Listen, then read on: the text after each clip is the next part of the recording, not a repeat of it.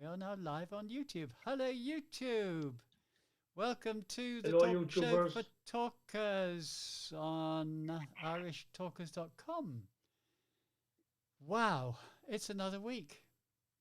And we're ready to start recording our, I don't know how many hundredths of the show, probably about 307. I must count back actually and work out so we can give our shows a real number as opposed to, what are we, number 30 of season 7. That's Okay. okay. If it was a soap, we'd be well up there, wouldn't we? I have a question, guys. Yep. Have any of you seen any snow recently? Yep, it was snowing here this morning. It's I think it's turned to rain again now, but it was it never settled. I see Beatrice Freeman has seen snow today. On Monday, Tuesday, Wednesday, and today, I have seen too much snow. Oh, interesting. Snow. I'm looking out at it here now, and it's trying to make up its mind whether it wants to be rain or snow. Yeah. And I was talking to Tipperary this morning, and he said we have snow. Yeah. Excellent. Yeah. And my wife was talking to Limerick, and she said it's sort of they have snowing. snow. It's sort of snowing now, but it's very thin and it's not settling. It's too warm to settle. No, but the sky is full of it, yeah. I suppose I'd better put myself back to me, hadn't I? Don't even know how You to better do disappear, you mean? I don't know how to do that actually. How do I put myself back to me? Hey, Beatrice, while they're messing around, can I say hello to you? It's lovely to see you. It's so lovely of you to invite me. Thank you for that. Now, you don't remember, but we've met before. We have met before. I do remember a face. I don't remember a name. Right, I'm going to have to. We didn't meet face to face, Anytime. actually. We really met on Facebook Messenger. I thought we met at Kildare Toastmasters. Ah, Okay, why am I now not showing now? I'll I'm check not showing at all. and see, Anytime. because I What's happened? remember, unless I've forgotten. So in April 2020, I see. Show self view. That's what I got to do. Right. in April 2020, we started a conversation on Facebook Messenger, you and I. Oh, it's all. I had met you. Yes, And we spoke about Glyndebourne. we did. Yes, of course, I remember that. But then after that, I've seen you in Toastmasters meetings online, and I am thinking, was it at the Spinnaker or was it at the Solent? I have seen you somewhere else. I've done a lot of Toastmasters journeys since Excellent. one started, and please remind me, where did we meet online? Yes, it's now Ted would never have been to Glyndebourne.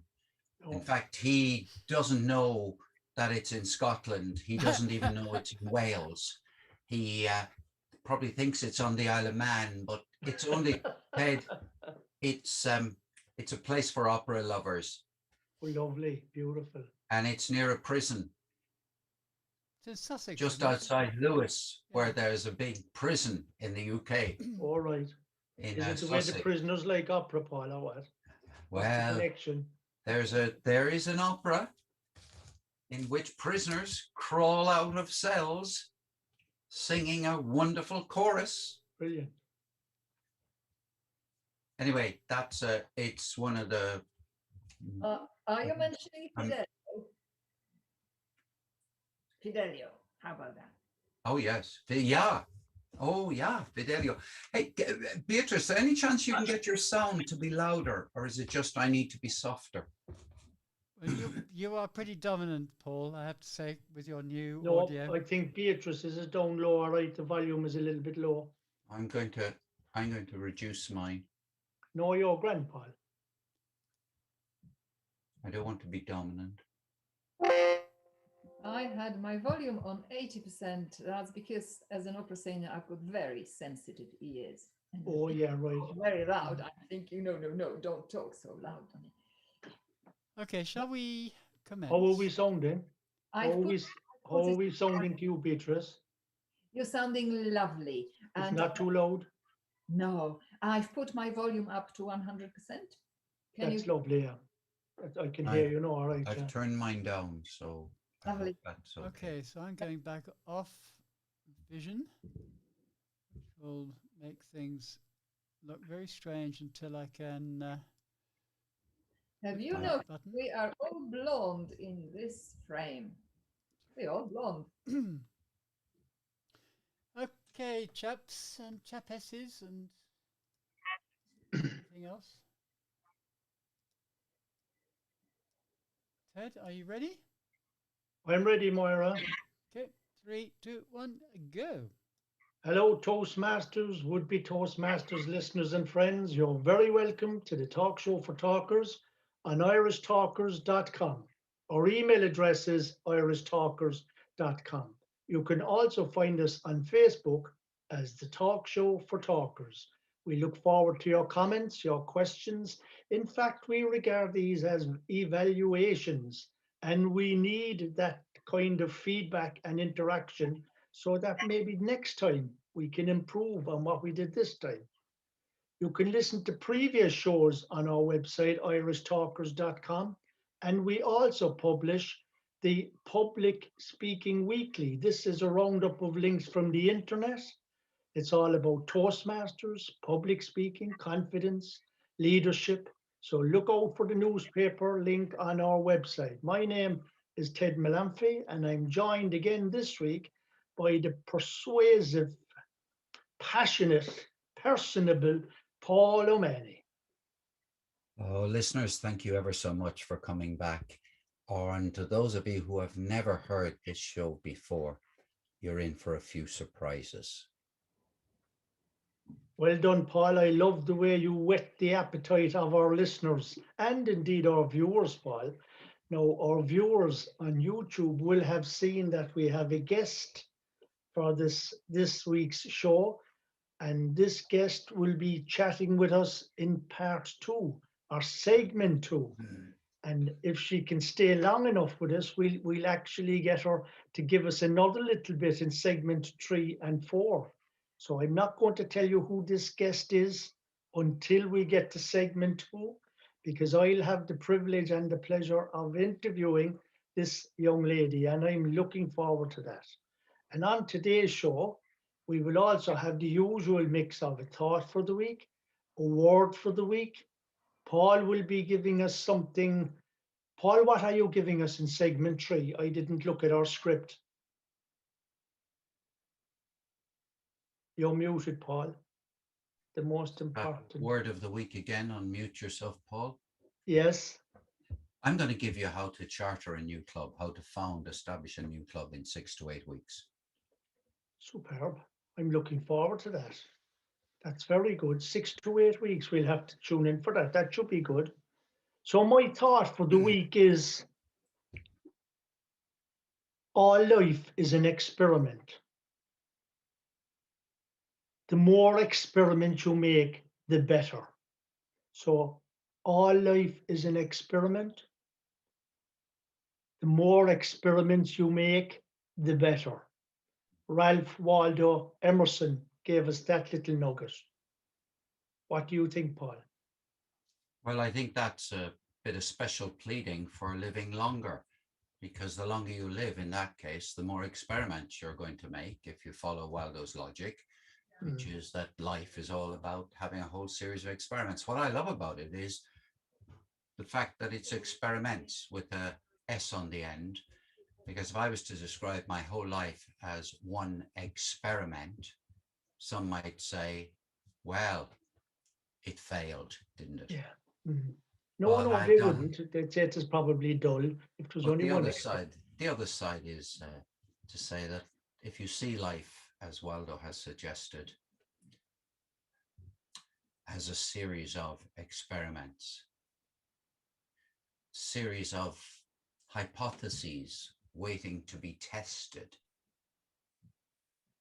there's a good chance that you're going to learn something in the process, even if you refute all of the hypotheses. So I'm with this one, for once, Ted, I approve of a quotation you've chosen. Superb. And what I like about it is it encourages us, be bold, take a chance, innovate. Innovators are the people, the creators, the Imagineers who come up with these Googles and WhatsApps and LinkedIn's. Think outside the box, take a chance. Sometimes it's the most outlandish suggestion that was made at the meeting is the one that has the most potential. Lots of these new techie businesses that have been floated over the last number of years, these were poo-pooed. They were looked down on. Our parents told us, for God's sake, you couldn't do that. And then he went off and did it and sailed into the sunset. So innovation, boldness, that's what I take from Ralph Waldo Emerson there. I like it. Well, Ted, there's something outlandish about what you've just been talking about. Outlandish in the sense that unexpected, something that's particularly impressive, let us say, something that it acquires a certain amount of deftness or dexterity. So I've got a word for you this week, which connects in with what you've been saying, and it's called bravura. Bravura. Now, this is not a word that everybody knows how to spell, so let me spell it. B-R-A-V-U-R-A. B-R-A-V-U-R-A. Bravura. It's a noun and an adjective. So you can speak about somebody in music as having the ability to write a piece of bravura. Now, in that sense, what is a bravura in music? It's a passage of music which requires exceptional ability, dexterity, talent, technical skill in order to play it.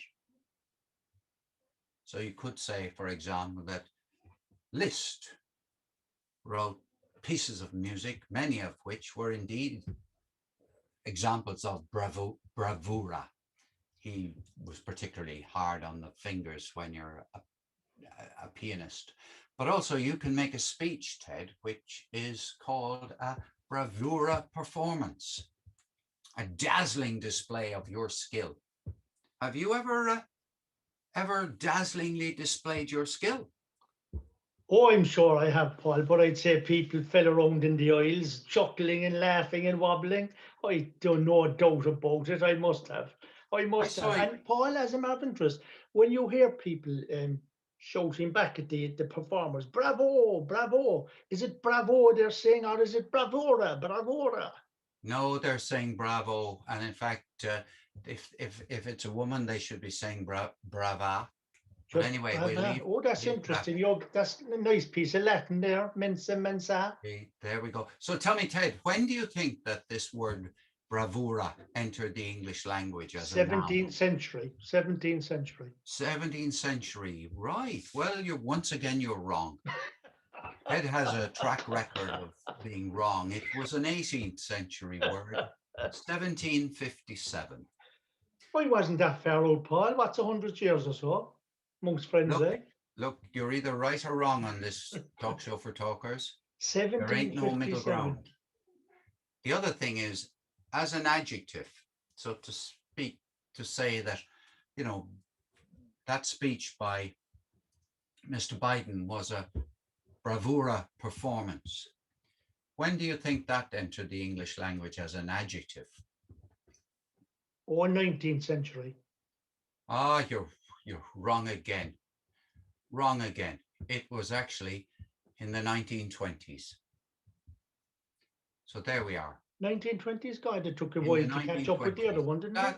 Recently. Now, I'm, of course, consulting the online Webster's Dictionary as I'm talking about this. Well done. But it's a terrific word, bravura, because there are a number of other synonyms for it, like adroit, A-D-R-O-I-T, artful, deft, expert, masterly, masterful, virtuoso.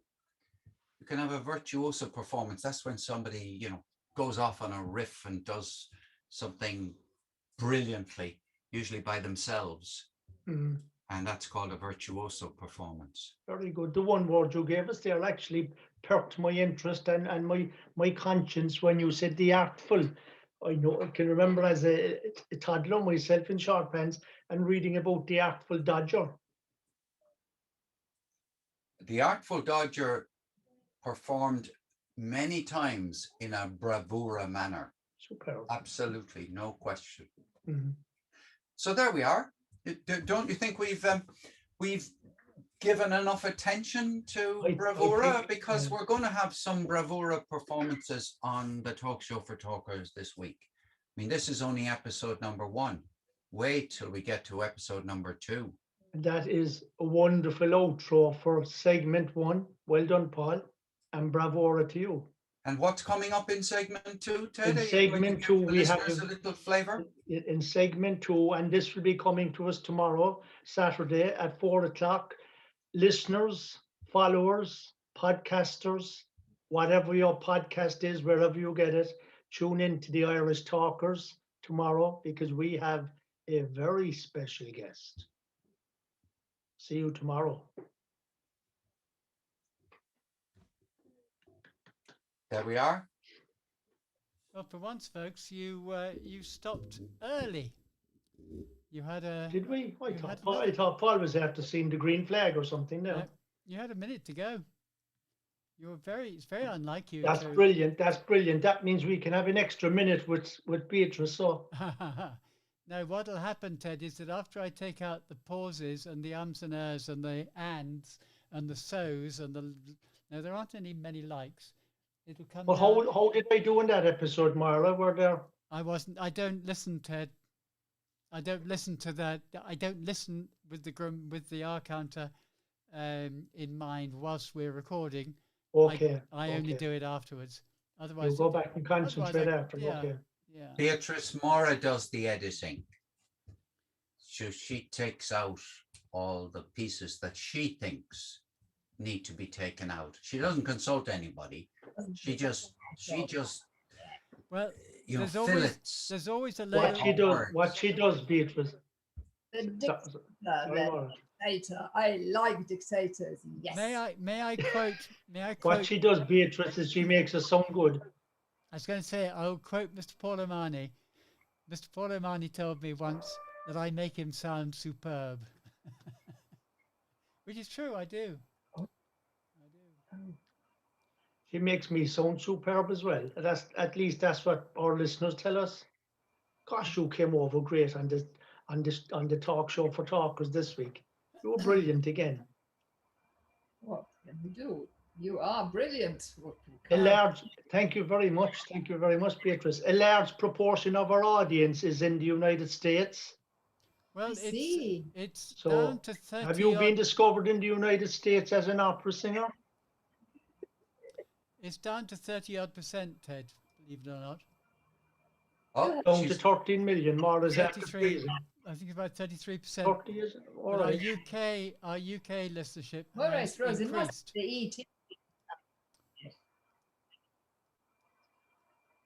Okay, nobody will understand what we're talking about. Can we go on to the next episode? Yeah, we will. Now, Paul, before we go on, your volume is now low compared with your usual. Recently, you've been high compared with, but now you're low. Are you on automatic on Zoom? Auto levels? He's gone all together now. I adjusted it. That's better. Yeah, that should be better. Oh, that's much better. Yeah, I did it because I felt that maybe incorrectly that Beatrice's volume was so much lower than mine. Yeah, but leave that to me, Ted, Paul, because I can adjust that. I certainly shall. So, am I now being too loud? No. No. Okay. No, it's grand. That's lovely. No. So look, I'll mute myself and I'm ready for the next part. Okay. We're ready. 3, 2, 1, go. Welcome, Toastmasters, would-be Toastmasters listeners and friends, to this week's segment 2 of the Talk Show for Talkers. And I know you're with us because you listened to what we said yesterday, and we promised you a very special guest. And this guest is very special. This lady's name is Beatrice Freeman. And Beatrice, you're very welcome to the Talk Show for Talkers. Thank you very much, Ted. Lovely of you to invite me. And it's even lovelier, Beatrice, that you were able to make it today. I'm so delighted. Beatrice, what's the name of your club? The name of Your Toastmasters club? my Toastmasters club is Wharf Speakers in Canary Wharf in London, division. All right. And district? District 91. Is that district or is that division? That's district 91. And division? District 91 and division, I do not know. No. Okay, we shall do research on that. The three of us, Beatrice, are in District 71. So we're your neighbours just over the border from London. That's lovely.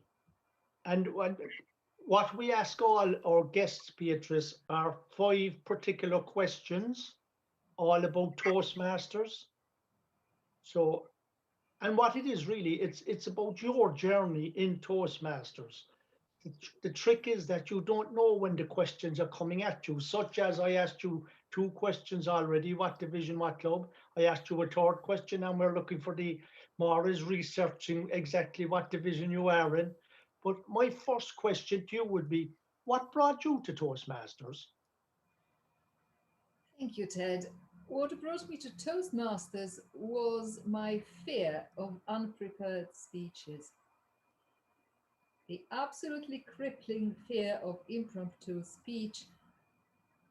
I have been speaking in my life quite a lot as a clean stand-up comedian, as an opera singer, well, in the spoken bits of operas. And I even have an award from the Professional Speaking Association for after dinner speaking, but I could only do prepared and well-rehearsed speeches.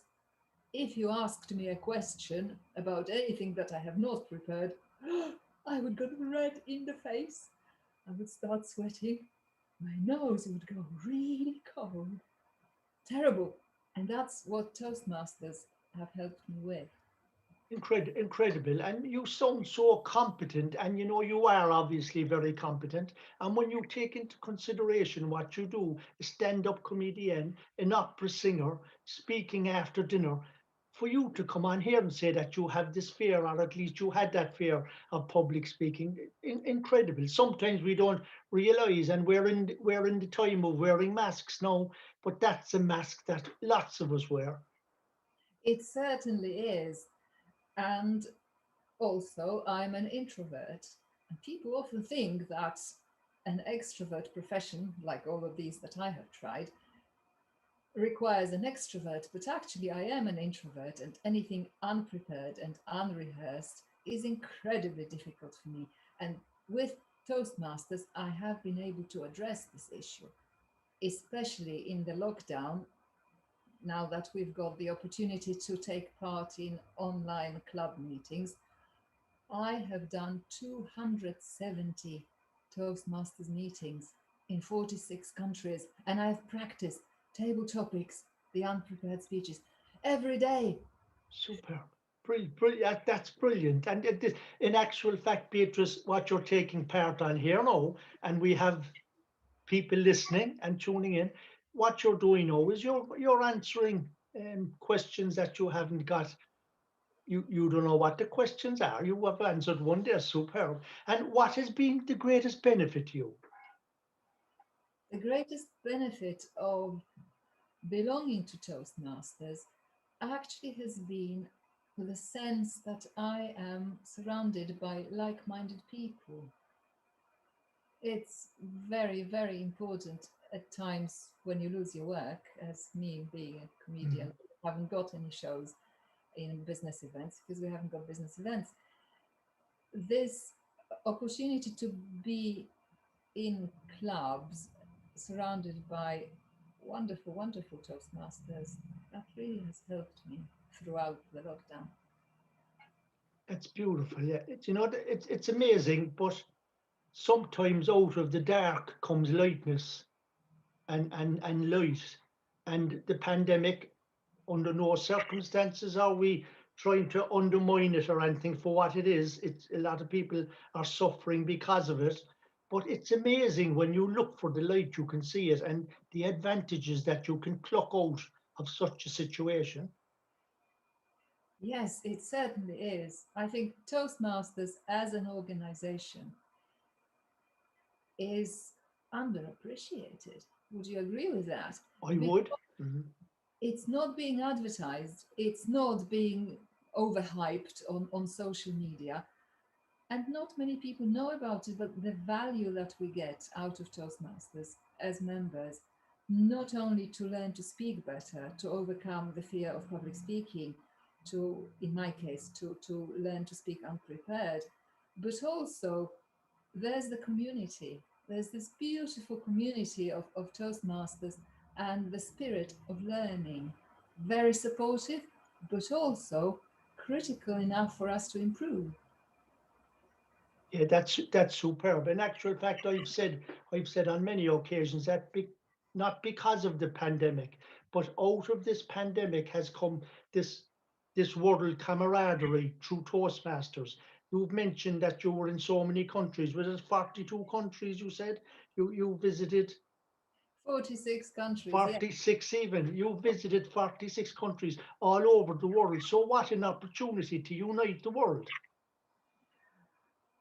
I have taken this opportunity to do something I thought very clever, because as a comedian, I think I'm very clever. Mhm. And I went to countries that are far away, far too hot, and far too humid first. So I've been to 46 countries, but I am still, I'm yet to go to France. I'm going to France next week. Oh, lovely. That's going to be a lovely trip. And what has been your biggest Toastmasters challenge? My biggest Toastmasters challenge has been to move from the icebreaker to the first speech. I found the idea incredibly difficult. To deliver an icebreaker is quite easy because you talk about yourself, you talk about your life. In your mind, you can't go wrong with that Mm. because, well, you can't. And the second speech, for some reason, it was incredible barrier for me to jump into producing a proper speech, and I delayed it. I delayed it and delayed it and delayed it. I thought I'm going to watch other people speak, and I watch them online every day doing speeches, and I was thinking, can I do it? Or can I not do it? And then I dared to do it. After that speech, I was able to do any other speech, and actually, in 10 months, I completed a whole pathway. Well done. Bravura to you. Bravura to you. Well done. That's excellent. Thank you, thank you. But the biggest challenge was actually to do the first proper Yes. speech. That was so Yeah. difficult. But your first speech, the icebreaker, um, effectively your icebreaker was your second speech. The way you speak about it, because lots of people would have a completely different uh, point of view that you had, because lots of people say the icebreaker was the one that they really, even though they knew what their subject was, they were terrified of it. Ah, you see, here comes my professional background as a performer, as a comedian. I am used to breaking ice with people. Yes. That's what I Yeah. do for a job. But then to present a proper speech, that was much more difficult. I thought I needed to be incredibly accomplished and very speaker-like and cool. Yeah. Could I not make funny faces? Actually, my challenge was not to make funny faces when I speak. Excellent, excellent, yeah. And that was a challenge, particularly as a comedian, yeah. So if you could, what would you change, if anything, In in Toastmasters, Toastmasters? Yes. what could I change in Toastmasters? I think I would spend more time on marketing Toastmasters. Not many people know about it, and it still is a kind of a secret club. Mhm. For what it is, we should make more noise about Toastmasters with great bravura. Go out and do it.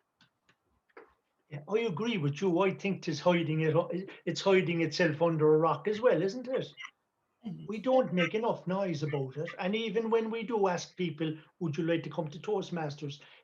They feel it's something where you stand up and raise your glass and say, I'd like to give a toast now. They don't realize what it is, no, they don't. No, they don't. you And know? I think the name also is a little bit serious. But Yes. I have noticed in some other countries that people have shortened it to toasties. Right. Oh, that's interesting. Toasties, I don't really like toasties. It takes Mm. away from the gravitas, I think. Yes, yes, yeah, that's true too. That's true too. And what keeps, even though you've answered this already in the other four questions, but what keeps you coming back to Toastmasters? Oh, Ted, I can't get enough of it. I have become a Toastmasters addict. This is so Mm. terrible. I go every night, I go somewhere. And I've been asked to do general evaluator roles. I have now done 34 general evaluators around the Well world. done. That's fantastic. That's brilliant. I think it appeals to my sense of superiority. I Right. like evaluating the Lovely. whole meeting and making people fear what I am going to say at the end. So exciting. And then I always pick up a theme. Every meeting in every club has a theme that is running through. That's not the theme they put on the agenda. There's always something about the club which is always different in every club. What is it? Sometimes it's the sense of club, and sometimes it's a sense of balance between learning and being in the club, and sometimes it's just overwhelming warmth and Oh, that's understanding. beautiful. That's beautiful. Yeah, each club, I agree with you, has its own. We're all singing from the same hymn sheet, but each club has its own character. Absolutely. And Yeah. it's worth going and visiting other clubs. It's wonderful. Before I joined my own club, that was before the lockdown, I actually physically visited 16 clubs. 16 clubs in London. God, you're choosy. You're very choosy. And how did you pick the club that you joined then? Did it make the biggest impression on you or? Well, I wouldn't call myself choosy. I would call myself curious. Right. And Mm. it was lovely. Well, at first I thought I'd join the club that gave me an award. Once I won table topics. I have no idea how I did it, but it must have been about opera, and I must have said something really meaningful. But Brilliant. how I chose my club, would that be too silly to say? No, not at all. Tell us. I chose it for the view. That's gorgeous. That's beautiful. Where is it? On the edge of the White Cliffs of Dover? Actually, no, it's on the 30th floor of Barclays Bank headquarters in Canary Wharf, overlooking the Thames and Greenwich. It has the most gorgeous view of London. Gorgeous, gorgeous. What a fantastic reason to pick a club. Well, you know, you're with kindred spirits because the three of us, both Paul, Maura, and I, we are members of Blarney Toastmasters. And when we look out the window, the big window of Blarney Toastmasters, particularly from the end of spring coming up towards summer when we're about to close down as Toastmasters, we are looking at the Blarney Castle, home of the Blarney Stone. Oh, how wonderful! Gorgeous, beautiful. And you know that the Blarney Stone is part of the Stone of Scone, where your monarchs are, I won't say christened, they're elevated to kings and queens. I see. Beatrice, I could say speaking to you for the rest of the week. This has been a heartwarming conversation with you and I. Thank you so much for being such a wonderful guest. And when you said earlier there that you must have said something very clever, it must have been about opera. You weren't asked to sing a song, were you?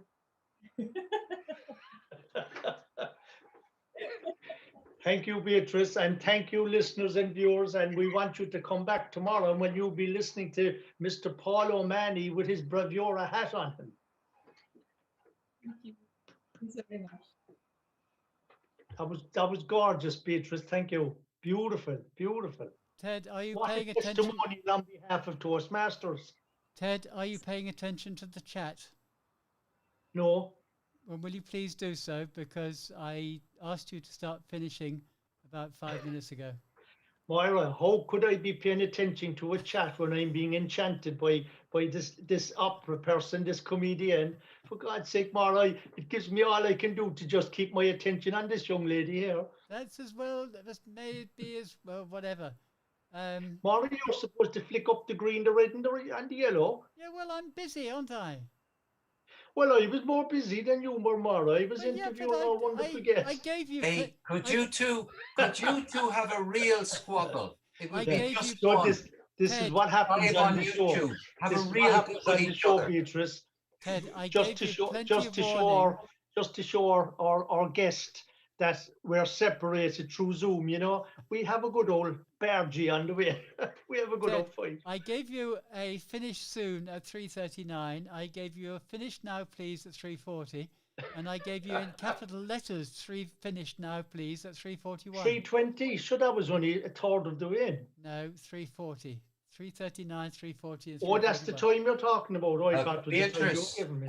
Beatrice, they carry on like that. I wish I could put them in a breakout room, and then you and I could have an ordinary cup of tea or something, or Yeah, know. well, all very well, but you know, Well, I have the problem of having to keep these guys in order, and believe me, it's Well, you're not hard doing a very going. good job of it today, anyhow. Can you guys go into a breakout room and stop we can't. gibbering on? Just swallow Just a- hard, and can we move on with recording the show, please? Or else put bygones. I'll call behind Paul them. in so, Moira. When I'm you're just gonna ready. ignore Paul again You know, Paul. because I'm busy. Beatrice, this is the bit that we love about the show. It's obviously not being recorded, except those people that are watching on YouTube, of course. They can see us having our usual bicker. Beatrice, while things are going on, can I ask you, do you know Samir Malak? Of course, yes, this is my mentor. He got me into Toastmasters. Really? Excellent. And Beatrice, I take it that how long are you in Toastmasters? How long? Yes. I joined in January last year, so Oh, yeah. a month. Okay. Oh, well done. I got that impression, all right, that you're still a baby Toastmaster from the point of view when you started saying what, you know, that you just got in and stuff like that. That is true, but if you have been to 270 meetings, it is Yes. as if you've been there for 10 years. Yes, yeah. You've grown up very fast as a Toastmaster. That's so true. I have. Well done. It's just such an amazing organization, absolutely wonderful. And what I didn't say was that there is so much inspiration in Toastmasters.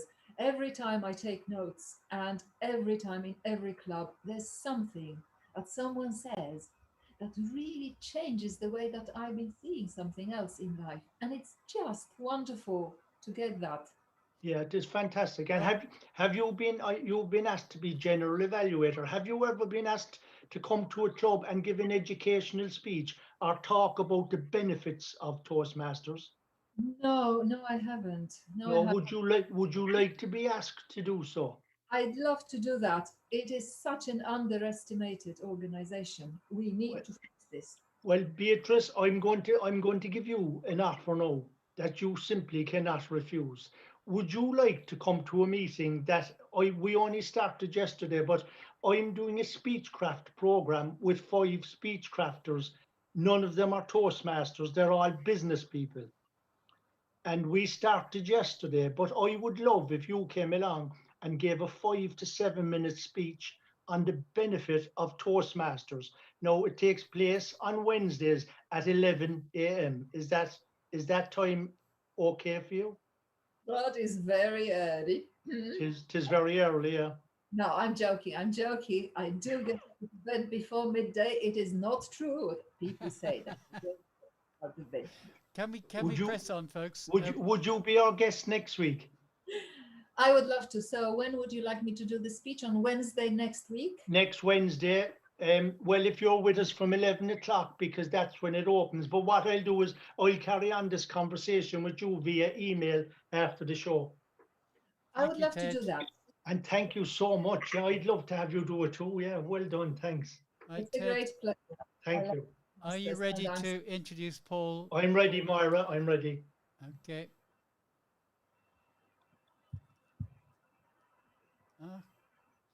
Three. There. Better. Okay. Oh, right. 3, 2, 1, go. Welcome, Toastmasters, would-be Toastmasters listeners and friends.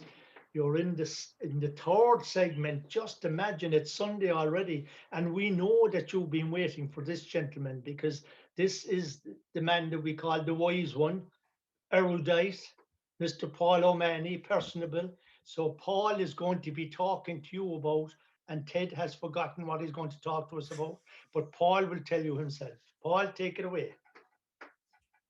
Listeners, you're nearly all members of Toastmasters, aren't you? I don't think any outsiders are listening. So let me tell you a few secrets. One of the things you hear about in Toastmasters is that in addition to your own club, it would be possible to set up another club. Imagine that there'd be a second club in the same city, or a second club in the same town, or even a second club in the same country. In other words, Toastmasters International and Toastmasters all around the world from time to time are very keen on expanding the organization. Why? In order to continue to be relevant. If the organization doesn't expand, it gets less and less relevant every single day. Do we agree about that? So it's a bit like, expand or die. Very dramatic. But how on earth would you set up a new club? Would that take you 5 or 10 years, Ted, to set up a new club? How many years would it take you to set up a club? It would take me 5 minutes, Paul. Oh, well, look, I'm going to hand over the rest of this episode of the podcast to Ted Malanphy, who will now tell you how to set up a club in 5 minutes. And while he's gathering his thoughts, I'll tell you that you have to begin with imagination. How do you set up a new club in 6 to 8 weeks? That's what this is going to be about. The first thing is you need to sit in the bath or go for a long walk or climb a mountain and imagine ahead what on earth this club is going to be like. Without imagination, the club will never survive. And a club begins in the imagination of one person at a time. And if something magical happens, it's also being born in the imagination of a second person. And that's where collaboration comes in. So a club begins in imagination, and then when that imagination links up with another person's imagination, out of it comes collaboration. The short truism that you all know is you can't set up a Toastmasters club, you can't set up a football club, you can't set up a knitting club or a fishing club all by yourself. You absolutely need collaborators. So that's the second thing you need. You need to move on from imagination to collaboration. Thirdly, you need to make some connections. And that means you've got to get out beyond your own imagination, connect with people and get them to join. They say, hey, I want to join. Then you have to do a load of form filling. You have to get a thing called sponsoring done. That's stage 4, if you like. Stage 5 is you got to hang around waiting for some people in authority up in head office in Colorado, new clubs section, they're called, to send you back the kind of email I got last night. Last night, at about 20 past 8, give or take 15 minutes, I got an email, and I want to read it to you. I want to read to you what came through last night that had me in the best humor I could have been in, I don't know for how long. And I'll tell you what, this is what it says.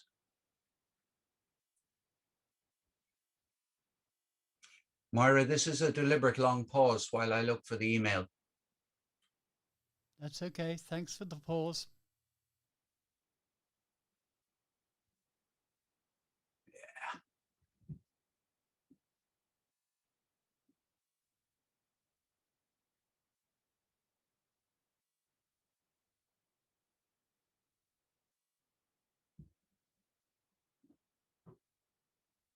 Congratulations!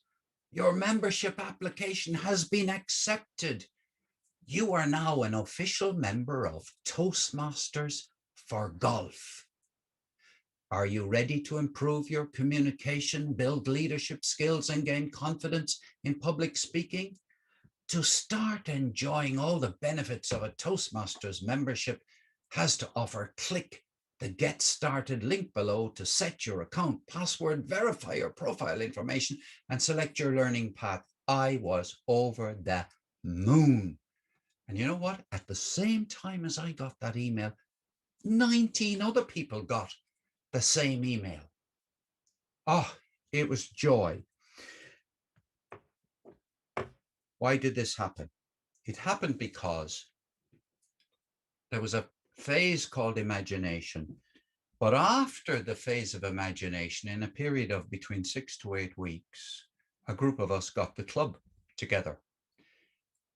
We got people hooked into the vision of what such a club could be like. Now, there are a couple of other clubs I can tell you that have gone through this same phase. One Country, One World, an advanced online club I was involved in last summer. That chartered in just as quick a period of time. There's one about to charter in the next couple of days in Manchester called Manchester Digital Communicators. It's called Digital Communicators, in Manchester. So all of these clubs have managed to be got off the ground, out of people's imagination, and chartered really a lot more quickly than some other clubs have taken. That isn't to say good is quick and a long time is bad, but the kind of collaboration you need a small number. I would suggest 4 people are enough. If you have a group of 4 people who are keen to set up a club, you can do it. There's no question, especially if you have an idea what the club is going to be about, what kind of a focus the club is going to have. There are 2 types of clubs, I think. One is a generic club. And that's for people who are into, public speaking, leadership, and they're quite happy for it to be public speaking in any situation and leadership in any situation. And then there are niche clubs, clubs that have a focus, like golf, Toastmasters for Golf Club. Clearly, as the name suggests, it's for people who are keen about golf. It's for people who are keen to be able to speak at golf events, people who are keen to be able to chat about golf with their mates, but it has a focus. Digital Communicators is all about communicating digitally, and a whole range of digital means of communications, not just speaking, but also imagery and all sorts of digital stuff anyway. But the key thing is that a small number of people have to share a vision. They then have to reach out. Now, if you get 4 people who are reaching out to their own network, let's just imagine that it was football. Suppose you were setting up the Manchester United for Toastmasters for Manchester United. You have 4 people who are Manchester United supporters. They have other people in their networks. They know other supporters of Manchester United. They know other people who simply like the color red. No problem at all. They reach out and they say, hey, would you like to be a better communicator? Would you like to practice your skills in the company of a whole load of other Manchester United supporters? And of course, Manchester United supporters like the company of other Manchester United supporters.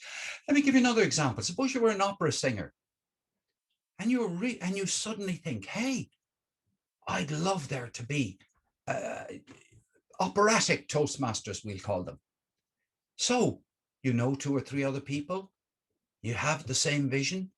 Let's set up a club for opera singers who need to be able to communicate more effectively. There's even some operas where you have to be able to project your voice in a loud way without singing. It's called recitative or something like that.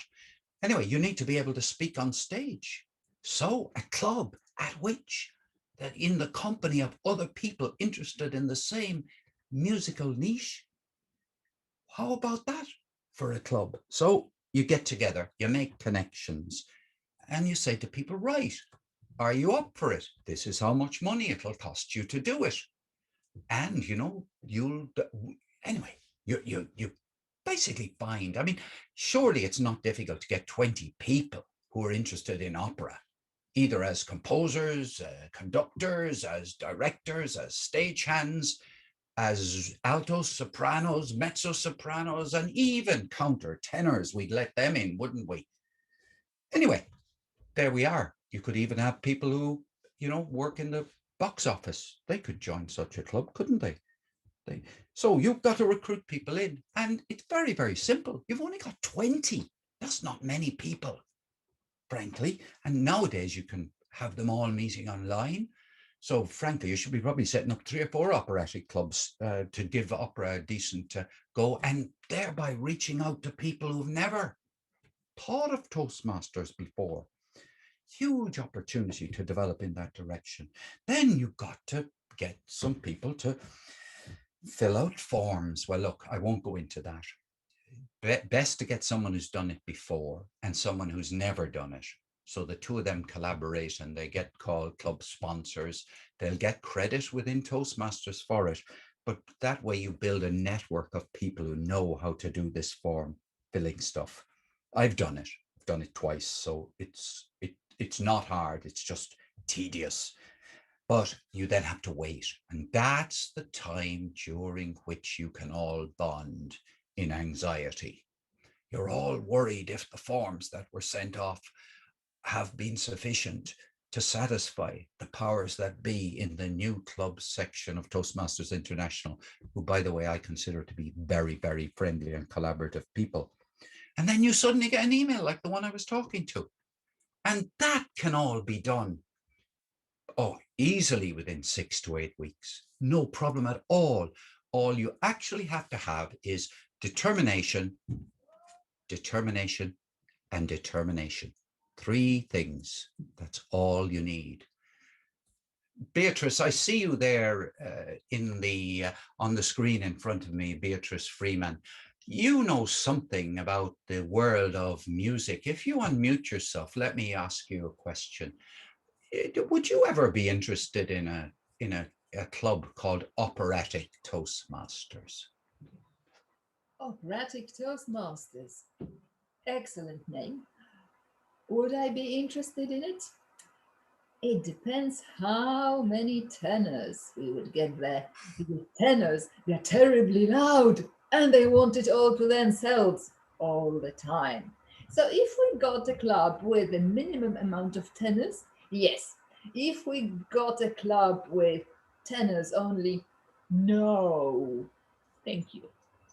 We'll have a quota, Beatrix. We'll have a quota. You're probably a soprano, so we'll make sure that there is a quota for sopranos. Or are you a mezzo? I'm guessing a soprano, but I'm probably wrong. Of course, I'm a soprano. We are so supreme. We are above. Ooh, nice one. I like it. Can't you tell? Supremacy of the sopranos. Well, I tell you what, I want to set up a new club with you, and I want to talk to you about it later. But in that case, I think we better wrap up this episode before too many people charter such a club before us. Well done, Paul. And that's a lovely way to outro on this segment 3 and come back tomorrow. listeners, Toastmasters, and would-be Toastmasters, because we still have our special guest here with us, and there will be more interaction with Beatrice Freeman in segment 4. Beatrice, I loved your animations when Paul was speaking. I was watching you, but listening to Paul, and you were giving all the it was absolutely wonderful. And when Paul suggested about setting up a club for niche, I was thinking, what about if you set up a Toastmasters for comedians or comedians even? Oh, I have to tell you, there is a club like that. Is there? In Kuwait. I was at the club meeting in Kuwait, and they were called something funny, but they were just for comedians. Yeah. That's interesting. And I would have thought, no, you're completely after educating me. No, I would have thought that in Kuwait, there's nobody with a sense of humor. Oh, Ted, you've just lost us one listener. Have I? No, Well, Ted I is want a to be stand-up Beatrice comedian. is going to prove me wrong, no? Ted is stand-up, aren't you, Ted? Yeah, well, I know there's one superb gentleman from Kuwait. Is it Kuwait? It is, I think. Kajetan Barreto. He's the tech for Toastmasters. Sounds very familiar. Yes. Kajetan, yeah. Or if you look if you Google Kajetan Barreto, he's the man who shows us how to do things that we need to do. He had a show on the other night on an educational how to do Canva, how to make posters for your yes. clubs. Yeah, I've yet That's to watch that. He's superb. You Oh should- yeah, you can get it, Mara. It is there. All right. I need to learn this. Please call me next time. I need to learn this. Yeah, about Canva. Looking at Kajetan is simple. I will do. Very easy to do it, and you can set yourself up with a free subscription.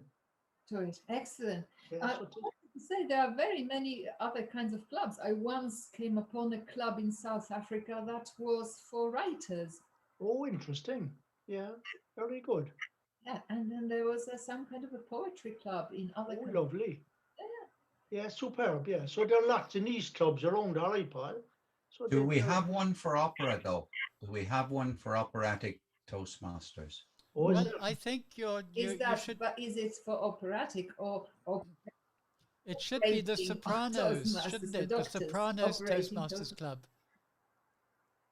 How about that? The Sopranos Toastmaster Club. Sopranos? Nah,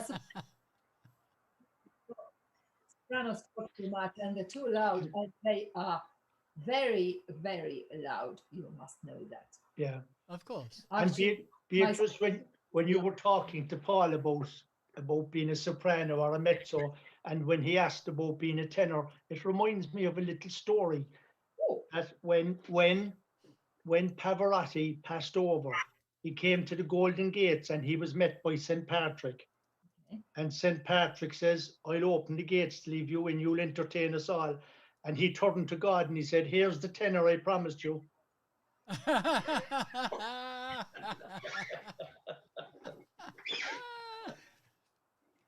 Right. Very good. Okay. Very good. Very good. Ted, at the first public meeting of operatic Toastmasters, you're going to be the joke master. And Thanks very much. you can open the show with that joke. Okay. Yeah. That Yeah. you're booked. Thanks, Paul. It'll take us 6 to 8 weeks to charter this club. Okay. But so put it in your diary for Okay. April. Right. Thanks. Well done. It's a very good joke. Thank you. And Okay. even a tenor can understand it. I love it. I love it. Brilliant. Even a tenor can understand it. Yeah, lovely, beautiful. I love that. That's fantastic. There is this big dislike of tenors in the community because right. they get paid 10 times as much as a Yes, soprano. yeah. I can be the best soprano in the world, but a tenor, they always get 10 times more money. And that is so unfair. Yeah. Actually, Beatrice, we had a very renowned singer in this city. She passed over only last week, Yeah. Cara O'Sullivan. Did Yeah. you know her? She was a beautiful singer. Beautiful singer. Beautiful thing. Yeah. And you know, it's Yeah. such a shame. Like, yeah, but she's entertaining them all up in heaven now. Yeah. Yes, You know? yes. And she will not say at the gate, here's a tenner. Yeah, no, she won't say that. She No. won't say that at all. No. Well done. So Okay. Maura, when you're ready, so you can call you Paul. Paul, will you reintroduce us for segment 4? And you, Beatrice, and I will have a three-way dialogue. Great. That's terrific. Yeah, lovely. I- And you lead off on the I dialogue, will you, I'll Ted? lead Can I off, yeah. suggest that we talk? We use the subject of humor in Toastmasters. Yeah, does that appeal, Beatrice? Yeah. Remember, As you're the muted, Beatrice. As the guest, do we or why do we? So I sorry. like it how you surprise me with the topics. That's even worse than table topics, isn't it? I would never be able to do this interview without a solid table topics. Yeah, tough one, all right, yeah. I'm saying Well, Toastmasters. Without Toastmasters, you can't really do a No. podcast. No, You can't. no. It's a good point. Yeah, it's a I good agree. point. I agree. Okay, Paul. It's outside being a podcast. I think the reason this works, Beatrice, is that there's a lot of inspiration that comes. It's kind of a lot of it is just thoughts flying around amongst the four of us in the room here. You know. That's I why. love the room. Yeah. I love being in your room. Please, can I? Thank you. It's Thank you. fun. Such fun. Okay, order.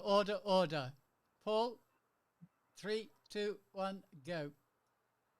hello, listeners. Welcome to the Talk Show for Talkers. This is our 4th episode this week, and it gives me great pleasure to introduce it.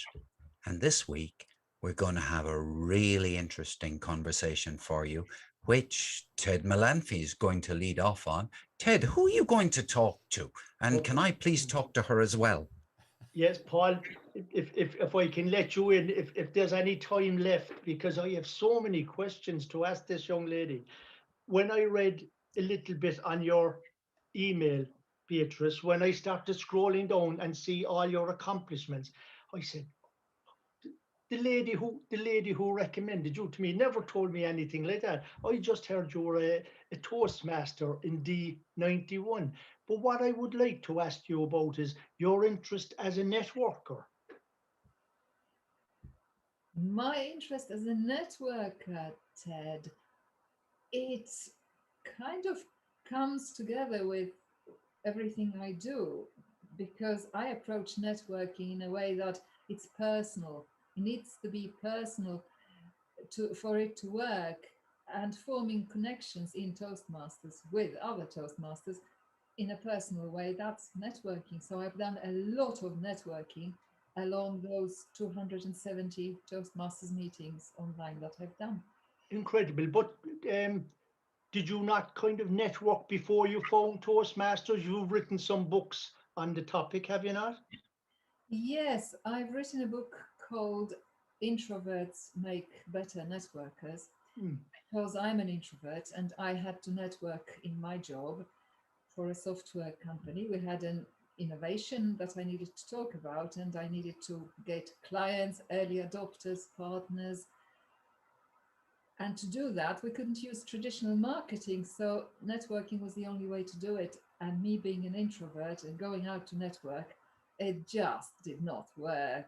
I had to develop my own method for it to work. And then I actually discovered that this is the way to do networking. That is much easier. It's simple, it's very focused, and I think it works really well. So Incredible, because you know we've got so many connections. You spoke of Canary Wharf, and I did some of my training in Canary. Well, I didn't do some training. I was over there for a 2-day visit over to the Times newspaper in Canary Wharf when they moved from Fleet Street down to Canary Wharf, because I was a printer with a national newspaper here, and when we were changing our systems, when we were upgrading, we were sent over to have a look at their systems, because we actually printed the London Times for 3 years here in Ireland. We printed the Daily Times every day and the Sunday Times on Saturday evening. And the other one was when I saw networking, I'm a member of a networking business group. And in actual fact, after this meeting today, if we're not still here, that is, I'm going to a networking meeting with a group called BITA, BITA. It's the British and Irish Trading Association. And that's a fantastic networking group set up by a man from Cork, but lives in England and had lived in America for quite a while. His name is Paul Costello. Is it Paul Costello? Paul is his first name. I'm not sure. I'm after forgetting the second name, but it's a superb organization. So it's amazing when you start speaking to people that you can see where all the connectivity is coming from. You know? It's wonderful. I think the mistake that people make, especially introverts, is that they think you need to be extroverted to Yeah. network well, but it isn't. You just need to know what to say. And Yes. you need to listen to what the other person says. And I think introverts listen better. Well, we'd agree with you there. Yeah, I'd agree with. And in actual fact, not alone do introverts listen better, but they're more successful in their jobs and the way they do things. I think they are. And you meet a lot of introverts in Toastmasters because I think the downfall for us introverts is the unprepared speech, the table topics. And I think they come to learn that, like I did. Beautiful, yeah. Isn't that a lovely marriage, actually, of introvert and extrovert? Because in our club, we have some people who are introverts, yet these are the people who do the work. They are able to concentrate better on what needs to be done, It is, in my opinion. it is, it is. I Um, think can intro. may I interrupt for a second? Sorry, Paul. On behalf of the Extroverts Trade Union, I want to say that it has come to our attention that management has recently started elevating one group of workers in Toastmasters over the others. Now, we wish on behalf of our members, the extroverts, to say that we're every bit as committed to the success of our club as all those other people who belong to the other trade union. Well, the thing about extroverts, Paul, is that they'll never need a trade union.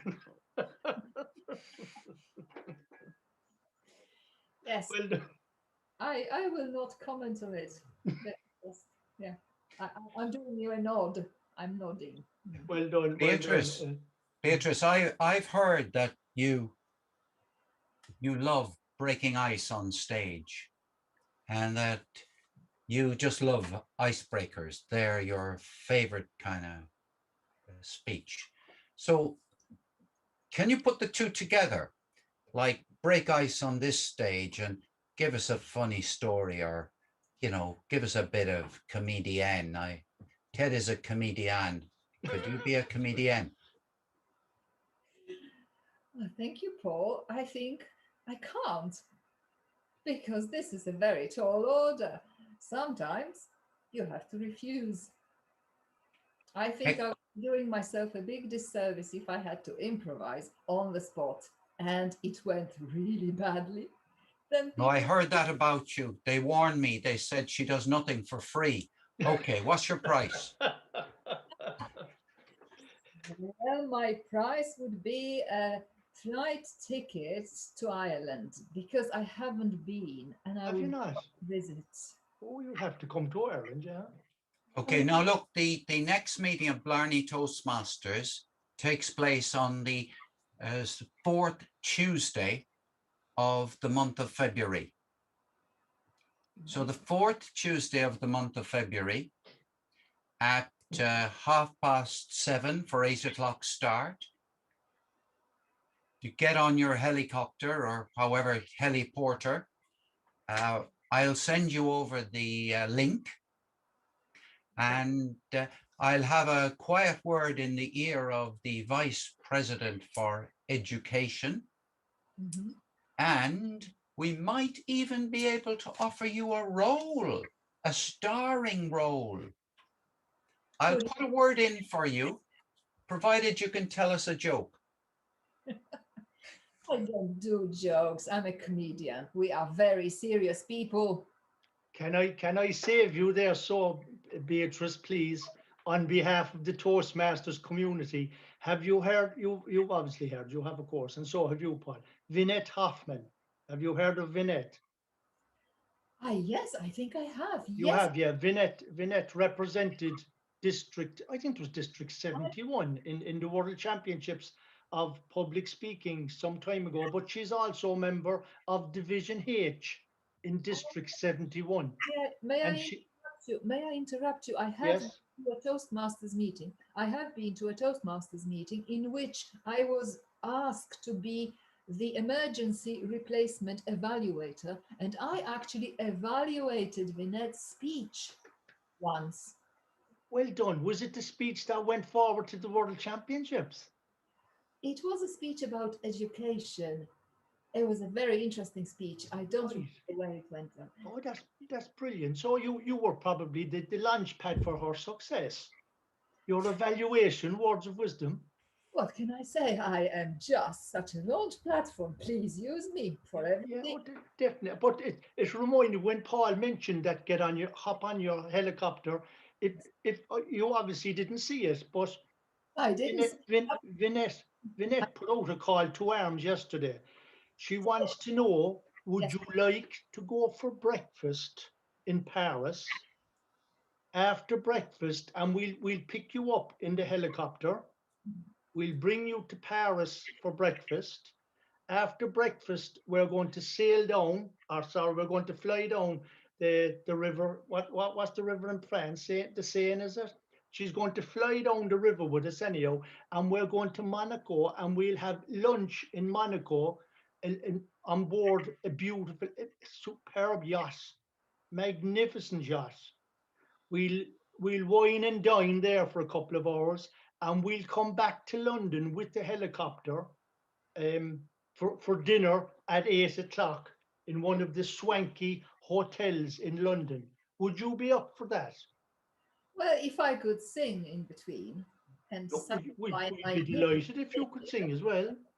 Yeah, we'd be delighted. Paul, would you like to come along?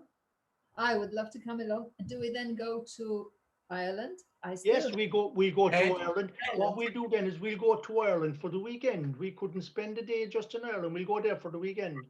Excellent. That's wonderful. I would love to do that. I'll put your name down. So, Paul, what about you? Would you like to accompany us? do I have to bring anything with me, Ted? I'd love to go, of course. Yeah, I'll put your names down because Vinette put out the call last night. This is great. This is gathering traction. All we need now is a yacht and a helicopter.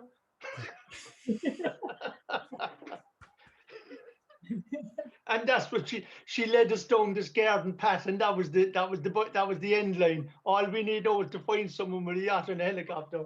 I thought it was gorgeous.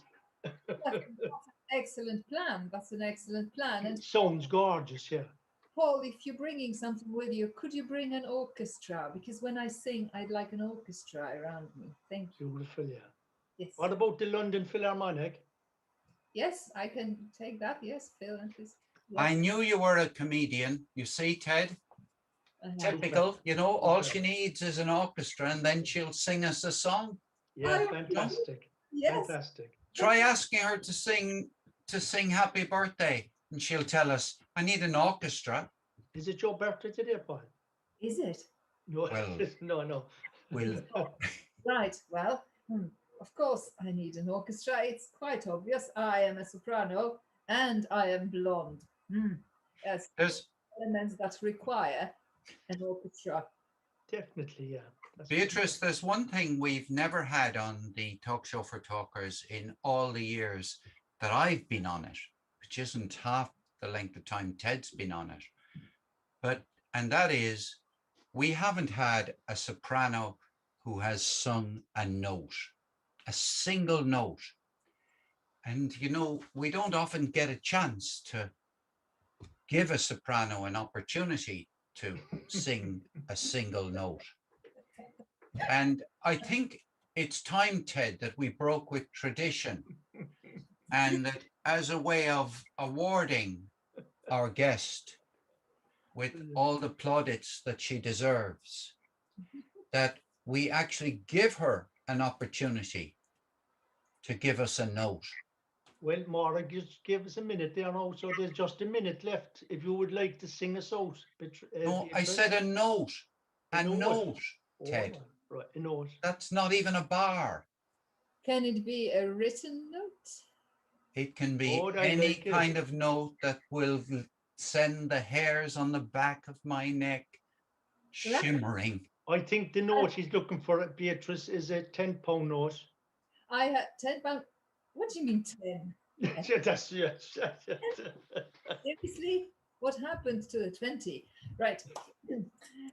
You would like a note. Now, an opera singer needs to warm up in order to sing a proper note. And I have not warmed up, but I will give you a note because you've been wonderful hosts and I loved being here. Now, if this note is terrible, could you please edit it out? I could not possibly compromise myself in front Okay. of fans singing an unprepared note. I love the actions. Okay, here comes. I'll step back.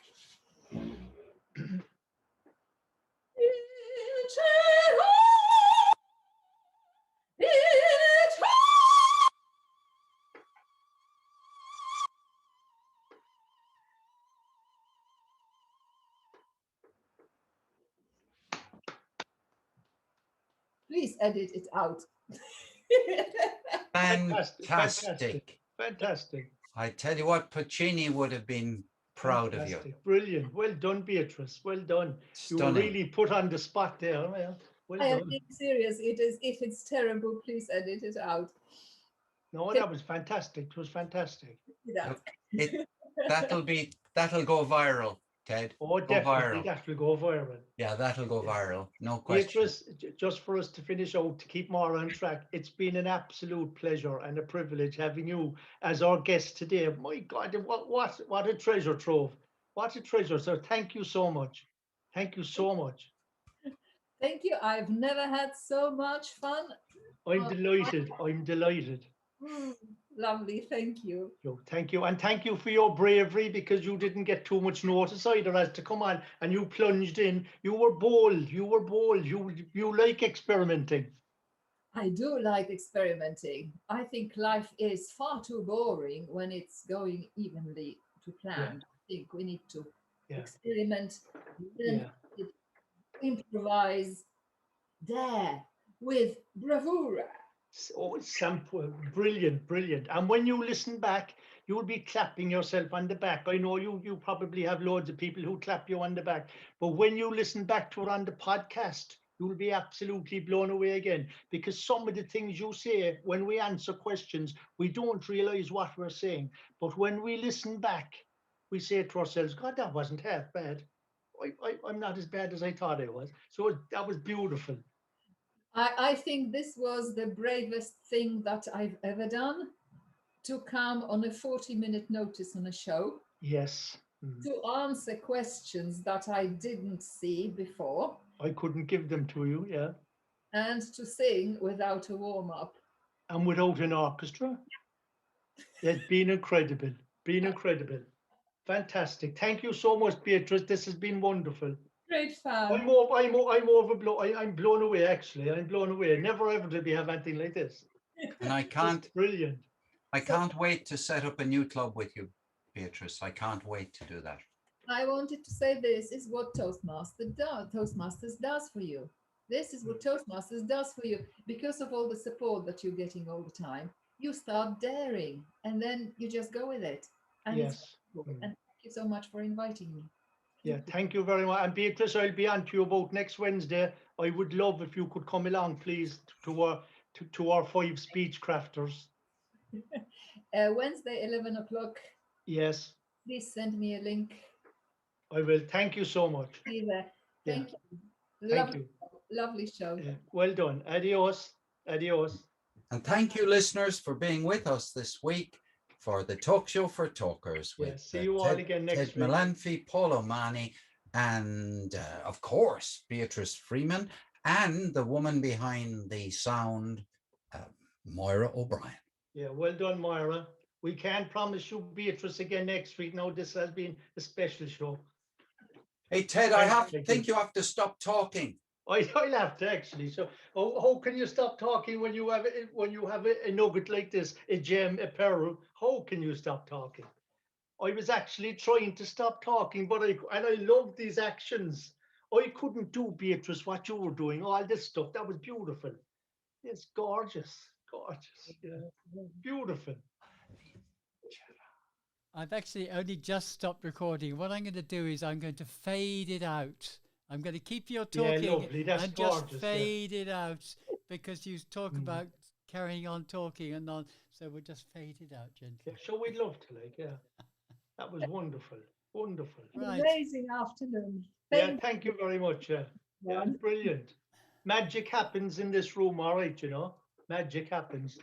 It certainly does. And as a networker, I will spread the word. Yes, well done. Thank you, Wonderful. Beatrice. Make sure you get on to Antonia, as she's the division director for Division A. I know Antonia is magnificent. She really is magnificent. If She there is. You know, she's lost her voice. She's lost her voice. yes, You know, she's lost her voice. yes, I've been trying to help her get it back. All And right, yeah. my diagnosis was that because her children started painting and ordering a lot of things from Amazon with the cardboard boxes, these two things can cause the voice to go. Go away with that, yeah. Really? Fume and cardboard fume. The fume from cardboard, that's interesting. Gosh. Take it from an opera singer. Jeez, that's very interesting, yeah. Okay, with That's what I that, told her. And then she told me, we'll close